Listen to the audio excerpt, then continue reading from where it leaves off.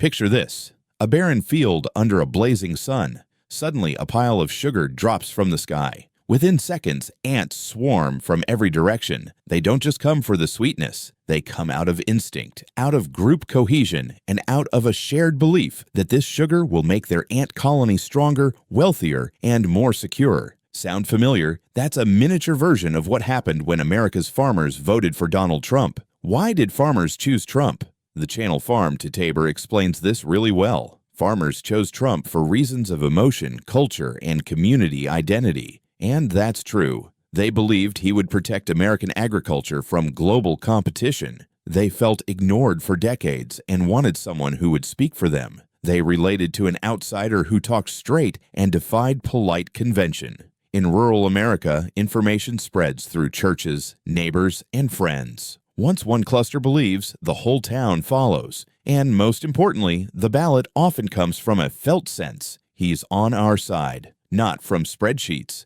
It's like an ant pile suddenly finding sugar. No one pauses to calculate how many grams of sucrose are optimal. They rush in because it feels like the right thing to do. But there's a layer that Farm to Tabor didn't fully cover: what Trump actually did, what measurable impact it had, and how in 2025, now that he's the 47th president, the rules of the game are shifting again, from emotional sugar to real sugar flowing into the colony. Let's rewind to 2017 to 2020 to see the pattern. When tariffs on China went in, soybeans and other U.S. farm products got hit by retaliation. Soy exports to China plunged in 2018, but the White House didn't leave farmers on their own. USDA rolled out the Market Facilitation Program, MFP. In 2019 alone, it paid out about $14.4 billion to roughly 644,000 farm operations. That was cash straight into rural America, a bandage to keep the colony from bleeding out. After the Keep Them Alive phase came Phase 1, early 2020. China committed to lifting purchases of U.S. agriculture above 2017 levels by about $12.5 billion in 2020 and $19.5 billion in 2021 for ag goods. The net effect showed up quickly. In 2020, U.S. ag exports to China hit approximately $26.4 billion, and China returned as the #1 market for American farm goods. In other words, first came the bandage, MFP, so the colony didn't crack apart. Then the sugar flow, purchase commitments, came back. Farmers felt that. They saw it. That's real sugar, not just a slogan. At the same time, the Tax Cuts and Jobs Act, TCJA, created the 199A deduction, up to 20% of qualified business income for pass-throughs. In plain English, many farm operations could keep more of what they earned, subject to rules and limits. That's more sugar staying inside the colony instead of being siphoned off. And when energy is cheaper, everything in agriculture gets cheaper. The U.S. set record oil production in 2023, about 12.9 million barrels per day, with monthly records repeating through late 2023 and mid-2024, into late 2024 and early 2025. 2025, EIA kept flagging fresh monthly highs. For example, December 2024, around 13.49 million barrels per day. In ant language, more sugar, more steadily, no feast one day, and famine the next. Lower, steadier energy costs help hold down production and transport costs across the farm economy. What about jobs?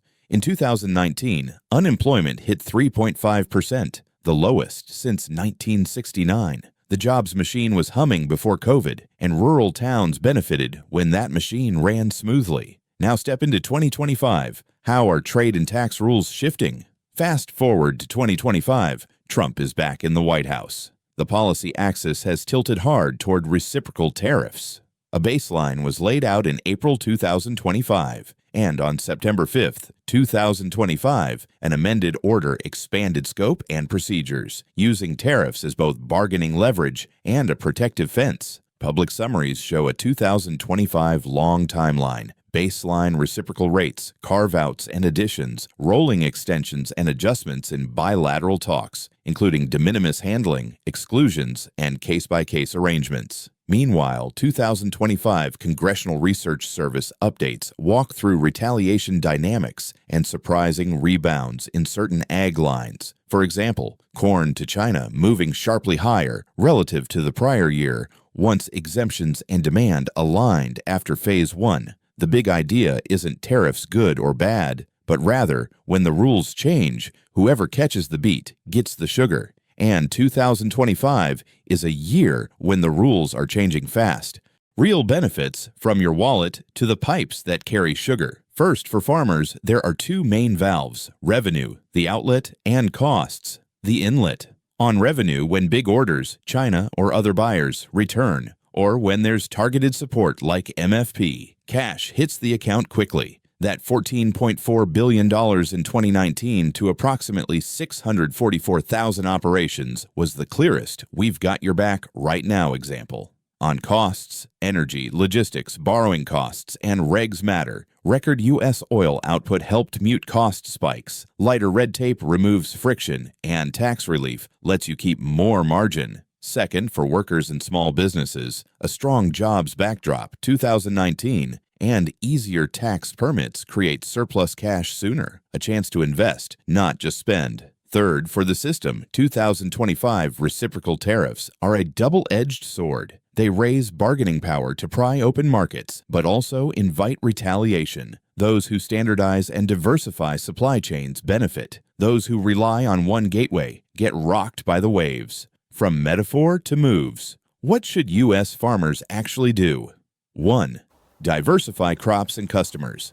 Don't go all in on one buyer. The 2018 to 2021 soybean story was a whipsaw. Down hard, then up again, thanks to ASF-driven feed demand and Phase 1. The cycle can flip fast. 2. Band together. Cooperatives and purchasing/marketing alliances increase bargaining power. A single ant can't haul a sugar cube. 100 ants can. 3. Hedge the floor. You don't have to be a Wall Street trader. Lock in minimum margins on a portion of production using futures/options. Sleep better.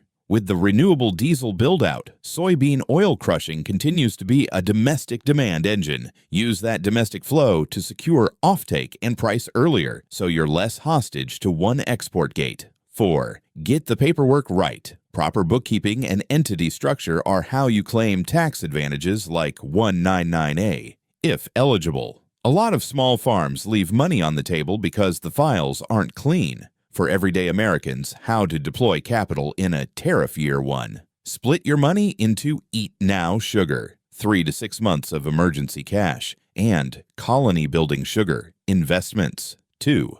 Prioritize policy-favored themes in 2025. Reindustrialization, energy and infrastructure, defense and semiconductors, logistics. 3. Keep gold as volatility insurance when tariff/negotiation winds shift fast. Watch the yield curve to balance bonds. 4. Real estate. Favor industrial/infrastructure corridors over speculative flips. At the community level, build the colony. Group buying, shared intel, and disciplined record keeping to capture local tax incentives and keep sugar leakage low. Outside the U.S., yes, there's spillover sugar to grab near term. When the U.S. reshuffles tariffs and sourcing, slot in opportunities open for Vietnam, Mexico, Brazil, and others in certain chains. Longer term, if America keeps growing, global capital stays abundant. Countries that standardize quality, traceability, and logistics will win orders. We saw this 2018 to 2020. When China cut U.S. purchases, Brazil stepped in.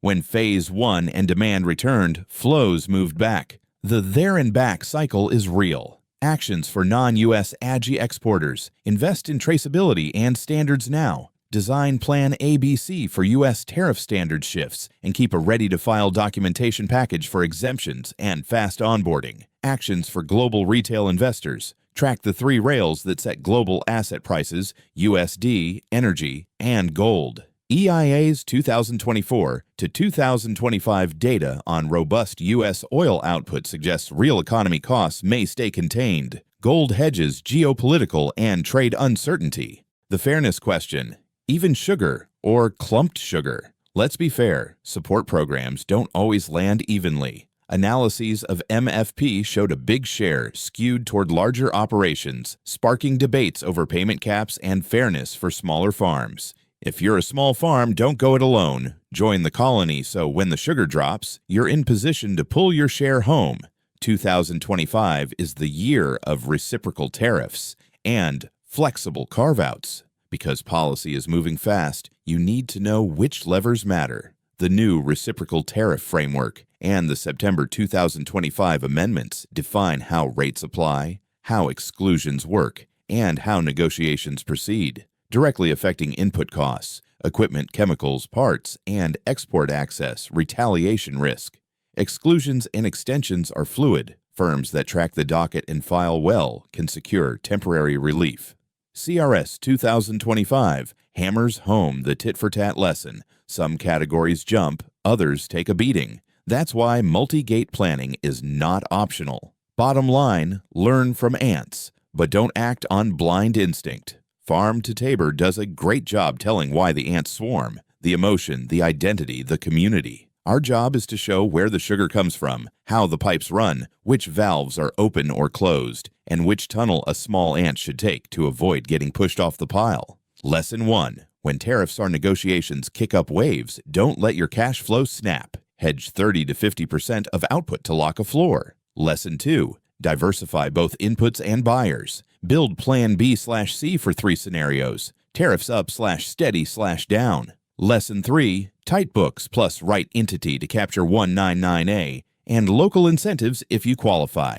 Lesson 4. Ride the USD Energy Gold Rails. When EIA flags shifts in production/export/inventories, understand how real economy costs are changing and tilt your portfolio accordingly. Lesson 5. In 2025, treat White House/USTR/Federal Register updates like maps. Know the dates, lists, and exemption doors. The colony's promise. If ants choose sugar by instinct, smart investors choose it by strategy. So here's the question. Will you move with the herd because it's loud, or will you watch the pipes, valves, and reserves and pull your own sugar home? Farm to Tabor brings you the emotional why behind farmers' support for Trump. Here, we take you inside the sugar warehouse, what Trump did, what 2025 is changing, and what you, whether in the U.S. or abroad, must do to benefit. Subscribe for the next episode, where we break down how ordinary people still build wealth when Washington changes the rules, and we'll give you clear steps to protect your assets and accelerate financial freedom. Decode the markets. Protect your future.